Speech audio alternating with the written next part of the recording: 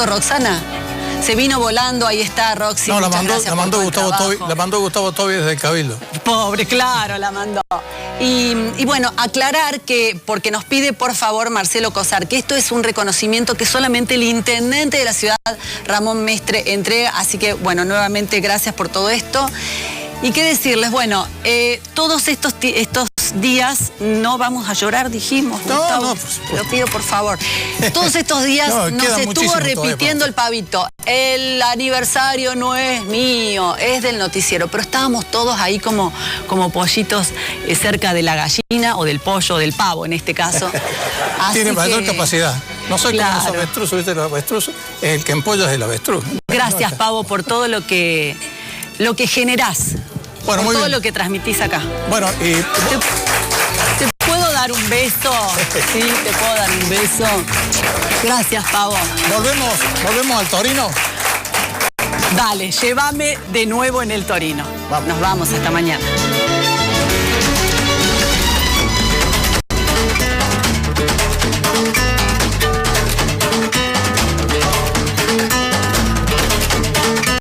Hace 50 años comenzaba a recorrerse un camino que no se detuvo hasta ahora.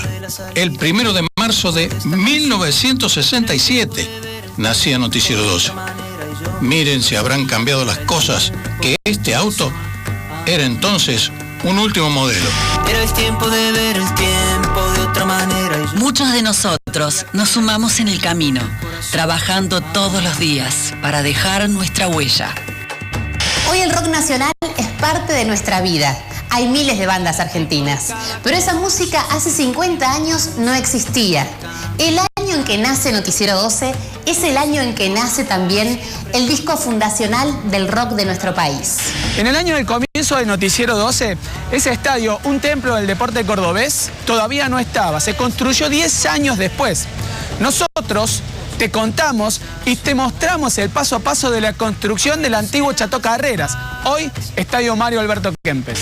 Hoy no entendemos una vida sin redes sociales, sin celulares, sin múltiples pantallas, computadoras, tablets. Sin embargo, la primera emisión de Noticiero 12 se preparó con teletipos y máquinas de escribir como esta. Que todo tiempo pasado es peor, no hay tiempo perdido, peor que perdido en añorar. Todo tiempo pasado es peor. Medio siglo de cambios que Noticiero 12 retrató en los mediodías cordobeses, con ustedes como testigos y protagonistas. Hoy queremos festejar juntos 50 años de historias compartidas. Todo tiempo pasado es peor, no hay tiempo perdido, peor que perdido en añorar. Estos son los principales títulos del diario de Mariana. Hay menos relato y más verdad. El presidente Macri inauguró las sesiones ordinarias del Congreso y exaltó los logros de su primer año de gestión. Hoy en vivo, Margarita Stolbizer analiza el discurso presidencial y opina sobre la actualidad política y económica del país. Cordera más polémico que nunca. El ex líder de la Versuit justificó sus polémicos dichos sobre las mujeres que necesitan ser violadas para tener sexo. Además, el cantante culpó al periodismo y afirmó que no tiene que defenderse de lo que dijo, sino de los medios. Bullying a Barbie Vélez. La joven actriz participó en los carnavales de Vicente López y recibió crueles burlas en las redes sociales por su físico. A la hija de Nazarena Vélez no le gustó y respondió con un video súper erótico en Instagram. Todo esto y mucho más hoy en el diario de Mariana.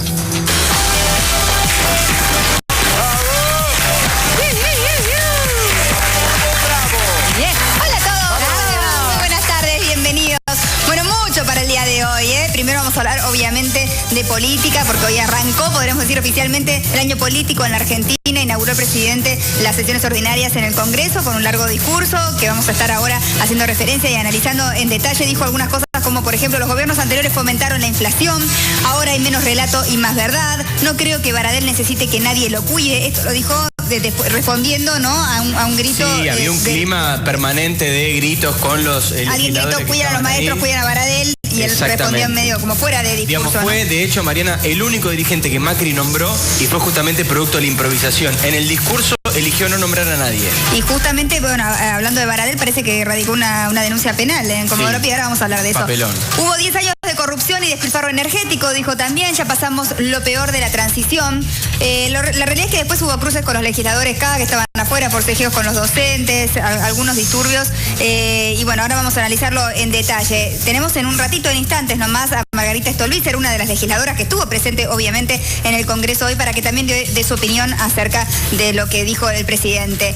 ¿Qué podríamos destacar, Diego? Mira, primero que va a ser importante tener a Margarita, porque va a ser importante charlar con alguien que haya estado ahí adentro, ¿no? Que haya vivido este clima muy espeso, muy pesado que hubo, sobre todo afuera. CETERA, el gremio de docentes nacional que llegó con una marcha, hubo algunas corridas, no hubo incidentes mayores, pero sí unas corridas antes de que hablara el presidente Macri. Dentro del recinto algunos gritos, alguna guerra de cantitos.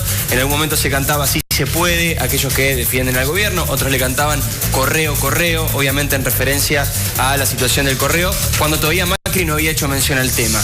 Básicamente se puede decir que fue un discurso enérgico, sobre todo en el final, digamos, en la última parte del discurso Macri elevó el tono, incluso hasta dejó de leer, pareció que ahí estaba improvisando algo sobre el final del discurso, muy parecido al tono de campaña que había tenido, digamos, recuperando ese tono de mirar hacia futuro y plantear, obviamente, un horizonte más lejano.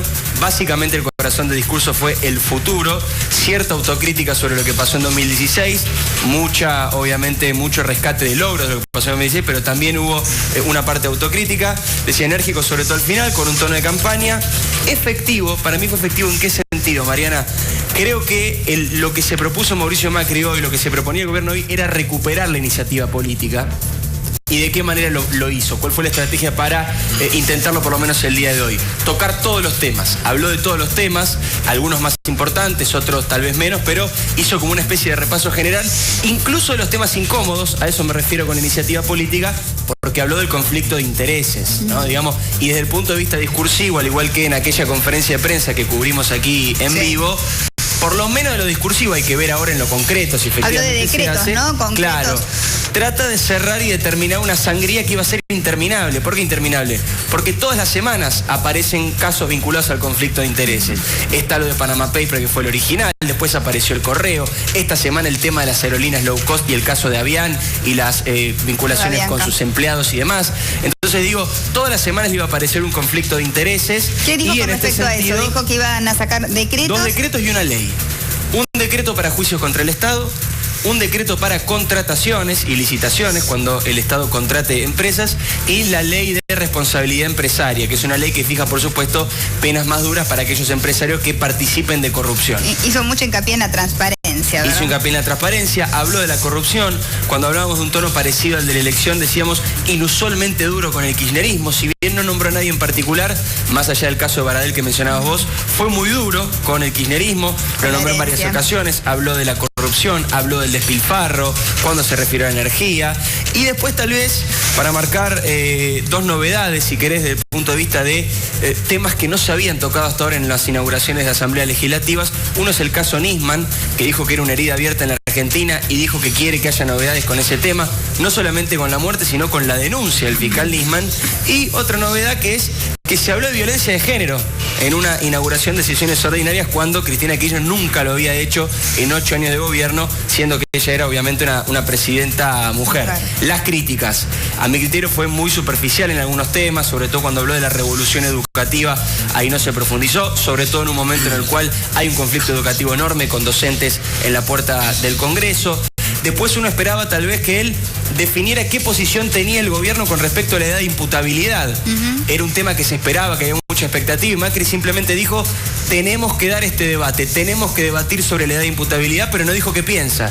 No dijo si está a favor, si está en contra de bajarla, digamos. Ahí tal vez faltó más profundidad, y por supuesto de los sectores más críticos al gobierno, sobre todo el kirchnerismo o de la izquierda, directamente dijeron que el discurso había sido una hipocresía de punta a punta, porque Macri había hablado de pobreza cero y en realidad durante este año aumentó la cantidad de pobreza en la Argentina, ¿no? Bueno, él dijo que mantiene su objetivo de pobreza cero, que había sido un año difícil, por eso digo que hubo, si se quiere, de manera soslayada, solapada y menos evidente que la exaltación de los logros, hubo cierta autocrítica, pero dijo que seguían con ese objetivo, que seguían con el camino de pobreza cero.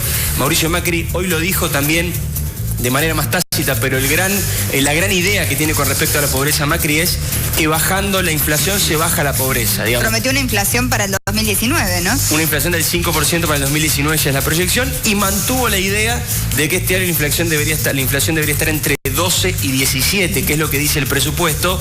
Algunos consultores no creen esta estadística, pero el gobierno insiste con este punto. Digo, Mauricio Macri dice, así como el año pasado, como un aumento impresionante de la inflación, aumentó también la pobreza, cuando bajemos la inflación baja la pobreza automáticamente.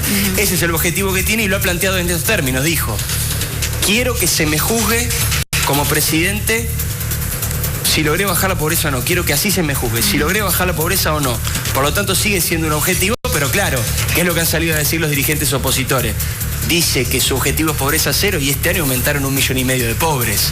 Lo que dice Macri es una hipocresía. Digo, en ese punto se ha basado básicamente la crítica, como diciendo que no había una correlación con lo que había dicho el presidente en el discurso con la realidad que se había vivido este año 2016, ¿no? En instantes tenemos a Margarita Stolbizer para justamente, ¿no?, conocer su opinión acerca de todos estos puntos que fue tratando el presidente, y tenemos un tape para, si no lo viste al discurso, poder mostrarte algunos extractos importantes. Adelante. Aparecen las señales de una mejora en la economía. El 2017, estoy seguro, va a ser un mejor año que el anterior. Y más importante aún, lo mismo pasará en el 2018 y el 2019. Cada año vamos a estar mejor, porque estamos sentando bases sólidas y duraderas. Nuestro desafío más grande es sacar a millones de argentinos de la pobreza. Superamos lo más difícil de esta transición y el país está cambiando. Los docentes tienen un papel clave. Necesitamos docentes formados, motivados y reconocidos. Enseñen donde enseñen. Tienen que poder realizarse en sus vocaciones y tener un salario digno. Tenemos que apoyarlos en su tarea, especialmente cuando son víctimas de agresiones. Para cuidar a los docentes. Por favor, silencio. Respeto, por favor. Para cuidar a los docentes, que no creo que Baradel necesite que nadie lo cuide. Debemos crear un contexto de confianza. Confianza en nuestro potencial de crecimiento y que la inflación estará bajo control. La inflación es tóxica. Destruye el salario de los trabajadores. Dificulta ahorrar, paraliza la inversión y nos impide mirar a largo plazo. Los gobiernos anteriores la fomentaron y la quisieron esconder. Nosotros la enfrentamos y hoy está en un claro camino descendente. El Banco Central cumplió con sus metas. En el segundo semestre la inflación fue del 8,9%, que anualizada es la más baja desde el 2008. La tendencia es clara. Empresarios y trabajadores deberían tener en cuenta las nuevas metas que se ha impuesto el Banco Central para el 2017 de una inflación entre el 12 y el 17%. El Banco Central se fijó un objetivo para el 2019 de una inflación de menos del 5%. Y ya probamos con alta inflación. La economía crece menos y los salarios siempre son alcanzados y superados por ella. Durante años, el Estado le dio la espalda a esta realidad y se negó a actualizar el mínimo imponible del impuesto a los ingresos. Nosotros revertimos ese daño, actualizando el mínimo imponible y corriendo las escalas sin caer en el populismo irresponsable. En 2016 dimos pasos concretos para garantizar la seguridad energética y mitigar el impacto en el cambio climático. Después de una década de despilfarro y corrupción, empezamos a normalizar el sector energético.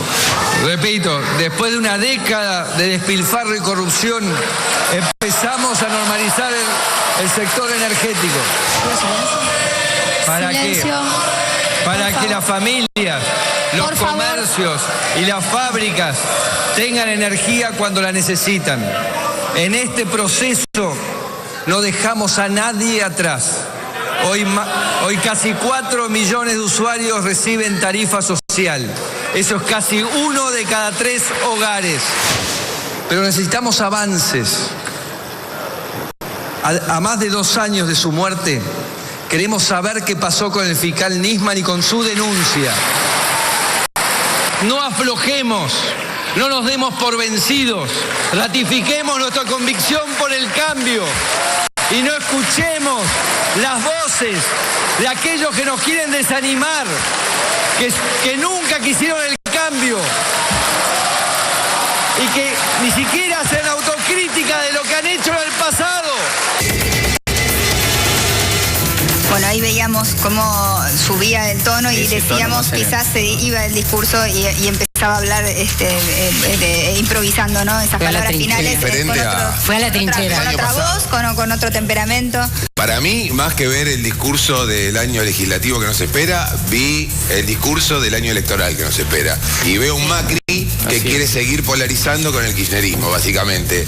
Supongo que el Frente Renovador, ahora un ratito viene Margarita Stolbizer, que está en una alianza política con Sergio Massa, deben estar un tanto enojados porque quedaron como en la nada. Macri sigue eligiendo confrontar con el kirchnerismo y cree que la estrategia para ganar las elecciones este año es por el efecto comparativo. Recordar todo el tiempo que fueron los 12 años de kirchnerismo, todo lo que faltó y lo que se puede hacer. Él habló mucho de infraestructura, de los kilómetros en rutas que quiere hacer, digamos, muchas de las cuestiones que el kirchnerismo puso plata pero no hay obra. Sí, las cloacas, ¿no? Bueno, los números de cloacas, Mariana, son espeluznantes. Sí. Dijo que el 40% de la población nada más tenía cloaca en la Argentina en el 10 de diciembre del año 2015. Ahí, digamos, se acaba la discusión ideológica. Imagínense, menos de la mitad de los argentinos tienen cloacas. Una barbaridad. Pero esas cifras son desde hace años, de años. Bueno, promete dejar el gobierno con el 70% de la población con cloacas. Y con el 100% de agua potable, ¿no? Sí, con el 100% de agua potable en las regiones, en los centros urbanos. En lo que hace a Baradel, ahí se armó como una polémica.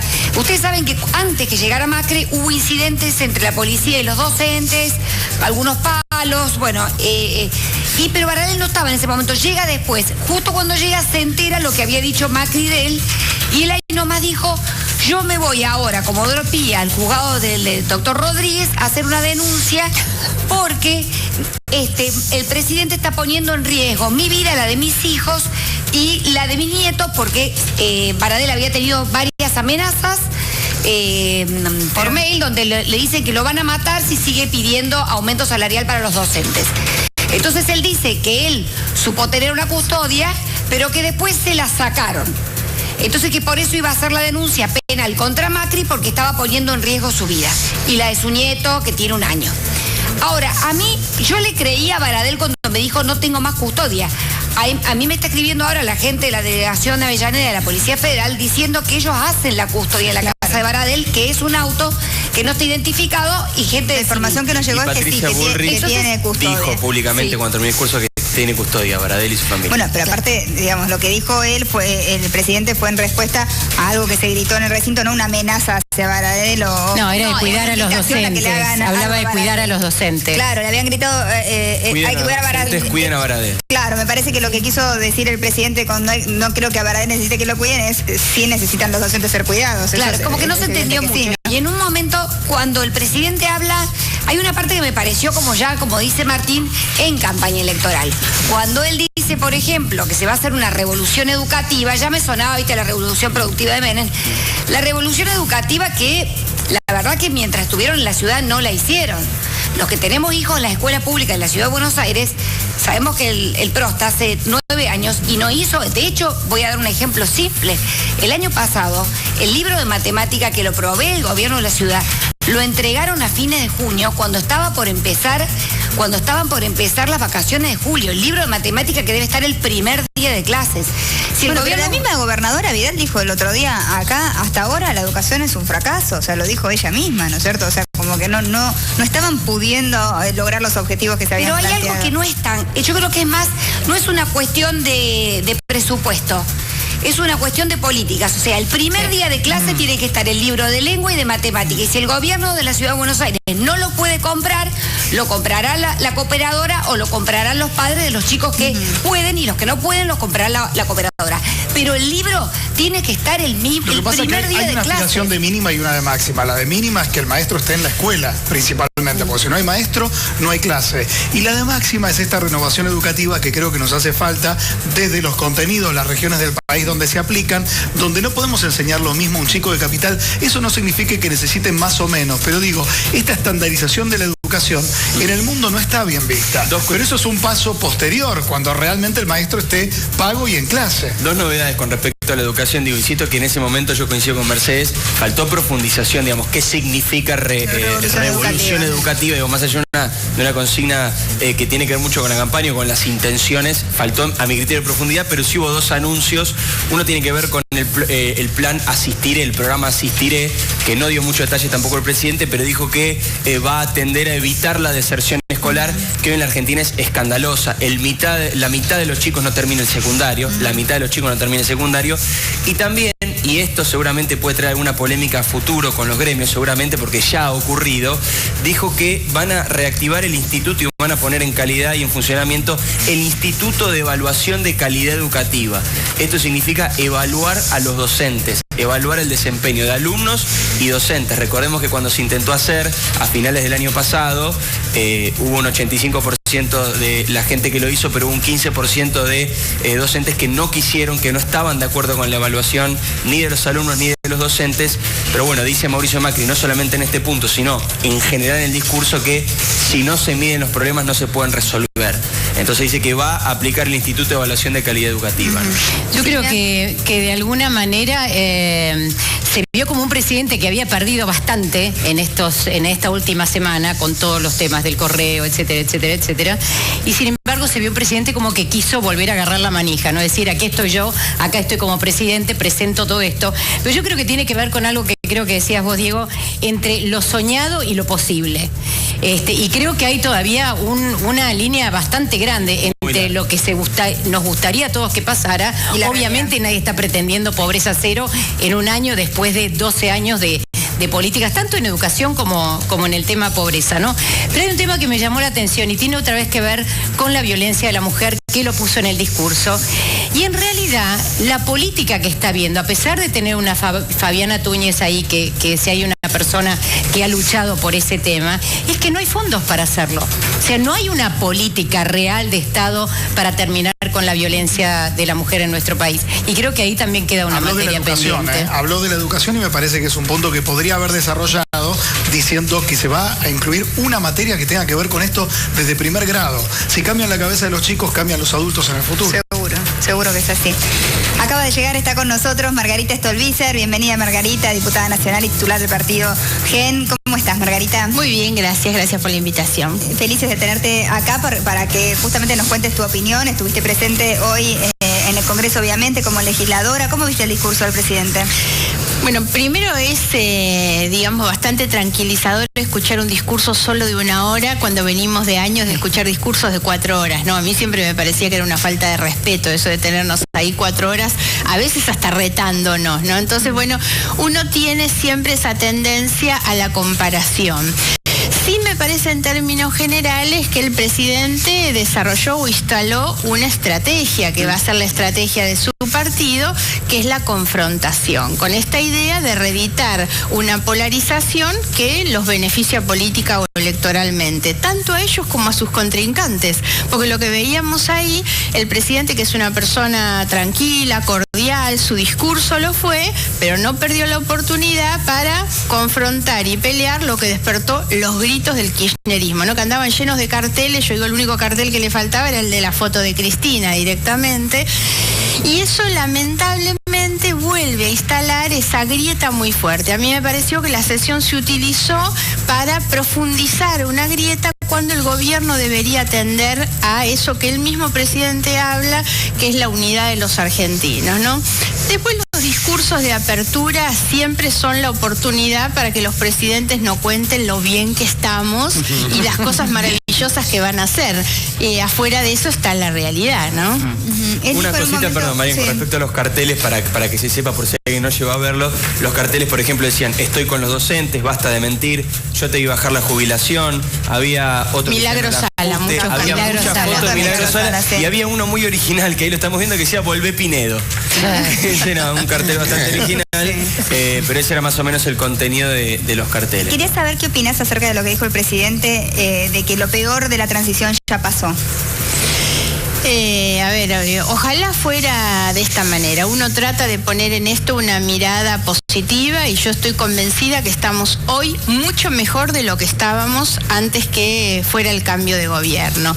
Pero también me cuento entre los miles o millones de argentinos que están insatisfechos con la marcha de un gobierno que no termina de mostrarnos sobre todo un rumbo, un destino, y entonces eso es lo que me hace decir, no hay una transición que haya terminado, no han logrado resolver temas tan complicados como el de la inflación, por ejemplo. Entonces parece siempre que la baja de la inflación puede terminar siendo una salida mágica, y entonces el año pasado terminamos casi mágicamente con menos inflación que el año anterior, pero en solo 2 meses de este año aumentó la luz, aumentó la nafta, aumentaron los peajes, estamos ahora con un aumento enorme del transporte, vuelve a aumentar la luz. No, dice que la reconoce, a diferencia de la gestión de Cristina. Lo reconoció y en eso es así. El problema es que además de reconocer, por eso digo, uno necesita conocer cuál es el rumbo, cuál es el plan económico. Un problema que yo veo con el gobierno es que nos contaron que tenían el gran equipo,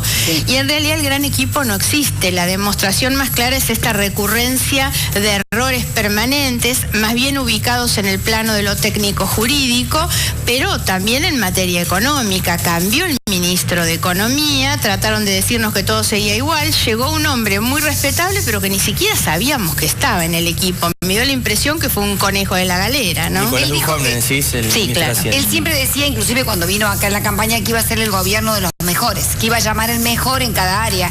Ahora, ¿no te parece que con algunos funcionarios parece que en lugar de llamar a los mejores, llamó al club de amigos?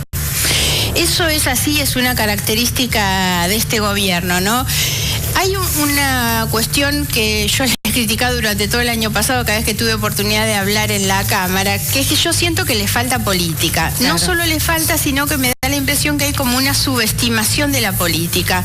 Entonces, el armado de sus cuadros de gestión termina siendo el vecino del compañero, el cuñado del amigo del pariente, y así es como arman. Uno despliega, digamos, y hay mucho de eso. Yo he hecho un informe, Margarita, incluso... A ver, me interesa esto de la política, es interesante, ¿no? Porque el gobierno ha propuesto muchas cosas sobre las que después ha tenido que retroceder. Eso también es falta de política. Claro, para vos eso es falta de política. Para vos eso se habla antes y después se da a conocer a la opinión pública, porque cualquiera podría decir, el gobierno terminó negociando muchas de las cosas. Sí, yo no creo que el gobierno tenga un problema de comunicación, tiene un problema grave de decisiones políticas. ¿Quién es el último funcionario que le pone al presidente adelante algo para que firme? ¿Quién le puso aquel decreto para designar los miembros de la Corte? ¿Quién le puso el tema del feriado el 24 de marzo? ¿Quién le puso el descuento de los jubilados cuando estaban negociando una ley para la cual necesitaban una mayoría particular en la Cámara? ¿Quién es el que decide qué le ponen ahí? Entonces, quiero volver a lo anterior. Hay, digamos, todo un staff que uno mira con esta apuesta a los amigos de los compañeros, de los vecinos, de los parientes, muy familiar, una estructura armada de esa manera, que a veces puede salir muy bien, y de hecho tienen dentro de lo que es el PRO cuadros políticos que han salido de ese formato y no les ha ido mal, pero otras veces salen mal estas cosas. ¿Cuáles te parece que han salido bien de ahí, Margarita? Digamos, ¿cuáles podrías nombrar? Yo creo que el presidente, bueno, el caso de María Eugenia Vidal, por ejemplo. María Eugenia Vidal es ese componente que vienen de ahí, y la verdad creo que es una de las mejores dirigentes que tiene el PRO. En general yo tengo una buena opinión de los funcionarios. Lo que digo es que estas cosas no son suficientes. No es suficiente tener un chico que es muy activo, que es muy bueno, que tiene buenas intenciones. A veces hace falta tener una pericia técnica para algunas cuestiones y tener la capacidad hacía los acuerdos políticos por otro. Pero el otro día María Eugenia acá mismo decía, y creo que no es lejano de la verdad, con los políticos no nos fue tan bien. Y de alguna un poco de razón también tiene. O sea que evidentemente no conocía eso, pero es un reconocimiento de lo que yo estoy diciendo. Ellos tienen dirigentes políticos muy buenos, sobre todo los que presiden las cámaras. Me refiero a Pinedo y Monzó, por ejemplo. Y sin embargo, a mí me da la impresión que no son los que están más cerca de la oreja del presidente cuando el presidente toma decisiones. Porque aquí, y ocurrió mucho si uno mira todo lo que fue el año pasado y el presidente habló, agradeció también sobre todas las leyes que se sancionaron. Eso tiene que ver con una pericia política que hubo en el manejo del Parlamento que supo construir consensos. Claro. Llegó el fin de año y ellos mismos empezaron a romper lo que con mucho cuidado había